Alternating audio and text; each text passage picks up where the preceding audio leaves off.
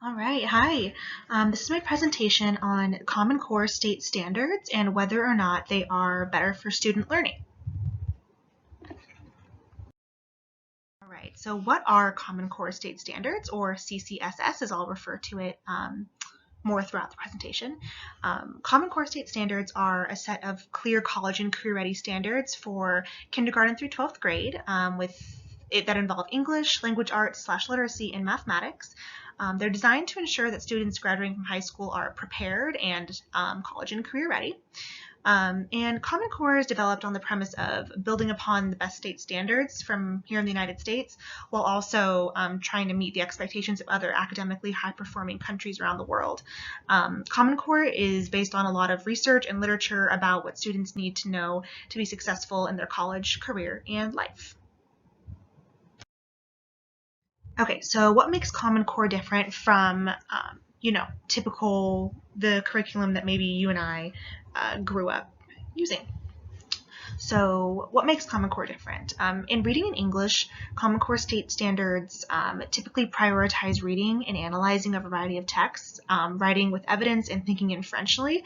So breaking apart text instead of thinking about it as a whole, and analyzing the author's style, their delivery style, and their writing style in order to understand the text. With math, this is where it gets really different.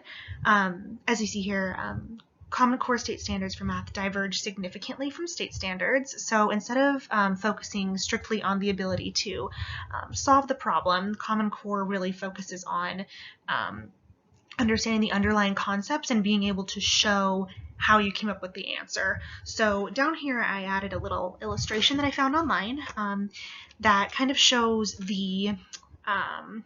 I'll say the old school way, or like the typical way of doing a division problem, versus on the right hand side what Common Core state standards look like when trying to solve the same problem. So you notice there that there's more illustration, there's a lot more deliberate, like breaking it up, showing, okay, this is what I do first, this is what I do second, this is what I do third, this is what I do fourth. You still arrive at the same answer, but this second one is very obviously trying to show how you arrived to that final answer. And that basically illustrates Common Core as a whole here in this little illustration. Here we're just going to be kind of talking about the positives and negatives of Common Core.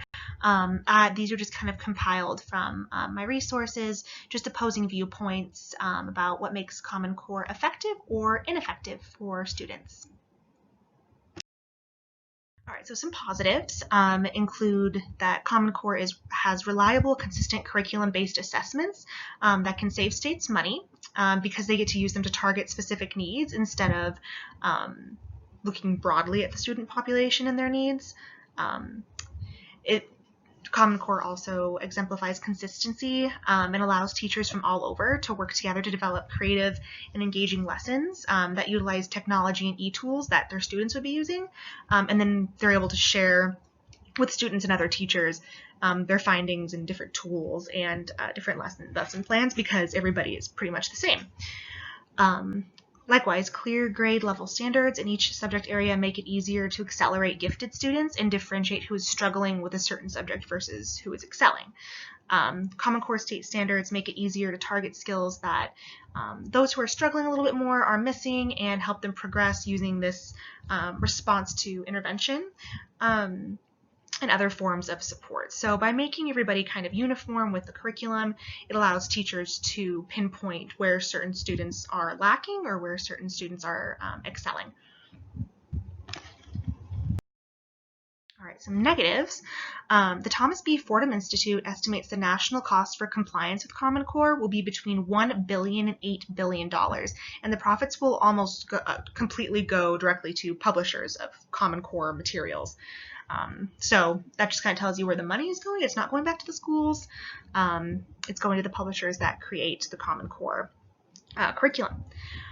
This one-size-fits-all programming for teachers and students alike, this kind of ignores the standards for professional learning, which emphasize job-embedded, site-specific, sustained, and supported professional development for teachers. Because everybody would be teaching essentially the same thing, it kind of limits the teacher's ability to make site-specific work for their students.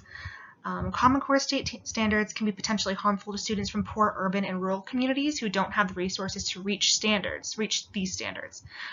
These students tend to come to school already 2 or 3 years behind their middle and upper class peers, which would make the uniform one-size-fits-all type of work really difficult for them in a really unfair way.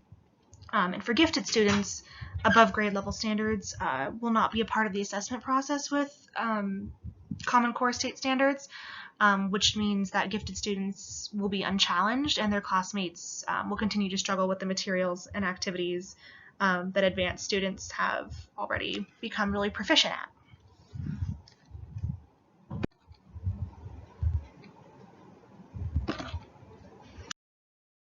All right, so here are some popular debates surrounding Common Core. These are just a few of many. These are just kind of the ones that I decided to point out. So the first one is limited and no teacher input. So Common Core appeals mostly to politicians and corporate executives who create the curriculum, and obviously those people are less interested in facilitating the rich experiences created in a classroom than the actual teachers who are delivering the content.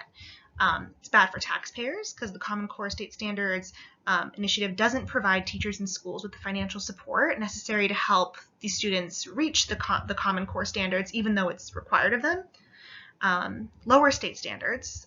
Common Core doesn't allow flexibility for students to experience difficulty with certain subjects, so like we talked about earlier, English and math. This creates an obstacle for many students who struggle to meet grade level standards.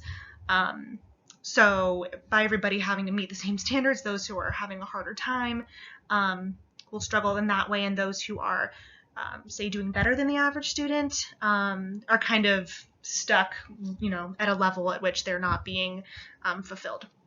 The last one is homogenized learning. I think I said that right. The universal standards created by Common Core state standards facilitate this one-size-fits-all approach that I've been kind of talking about, which, as we know, does not necessarily work because each student kind of learns in their own way through different means. And so a summary of arguments in favor of Common Core, I'll just kind of read through this quickly. Common Core state standards are internationally benchmarked, which means our students will compare more to those of other high-achieving countries. With standardization, different states' achievements can be compared more accurately. Learning under Common Core means the student will have clear-cut expectations of what they are going to learn and how they will show their understanding. And with Common Core, since everyone's curriculum will be essentially the same, teachers are able to better collaborate with other teachers about effective strategies and useful tools.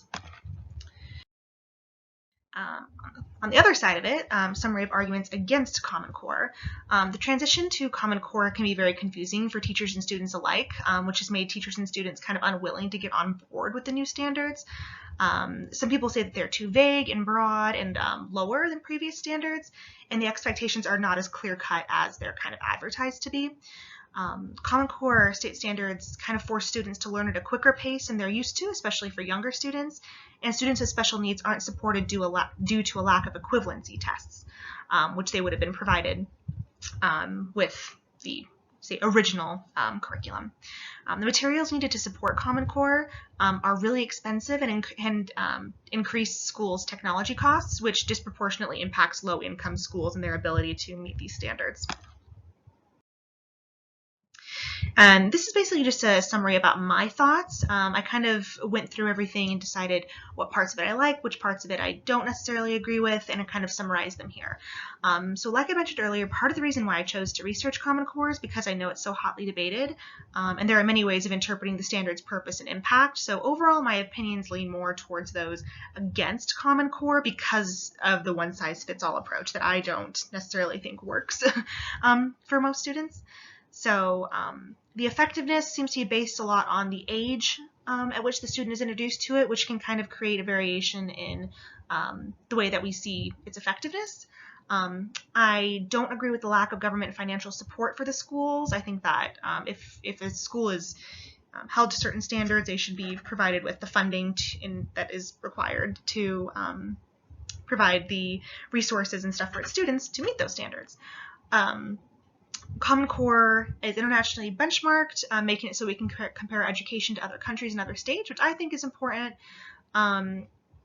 but the increased rigor and homogenization of standards impacts student ability to exercise creativity and problem solving, which, as we know, is a skill that is important beyond the classroom. And then here are my references.